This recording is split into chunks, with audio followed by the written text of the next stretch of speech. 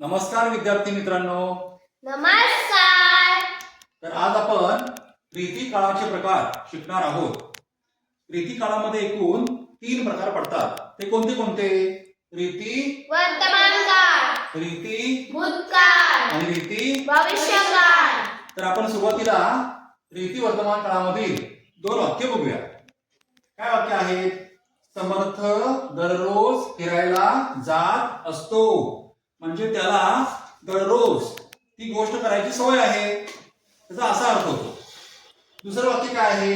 हर्षिता अभ्यास करीत असते. या 2 वाक्यांच्या मध्ये एक गोष्ट तुम्हाला समजली असेल, एक समान आहे.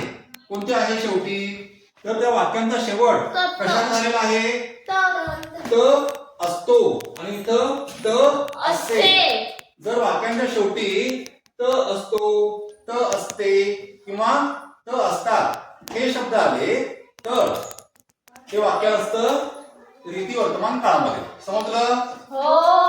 चला पुढचं वाक्य काय आहे? रीती भूतकाळ. कोणतं आहे? रीती भूतकाळ. तर रीती भूतकाळामध्ये काय येतं बघूया आपण. तो गाणी गात असे. दीक्षा गाणी गात असे. बरोबर ना? हो. म्हणजे एखाद्या व्यक्तीला भूतकाळामध्ये एखादी सवय असेल भूतकाळामध्ये तर त्याला म्हणतात रीती भूतकाळ. आणि रीती भूतकाळामध्ये वाक्यांचा शेवट कशाने होतो? त असे. तिसरा रीती काळाचा प्रकार आहे रीती भविष्यकाळ.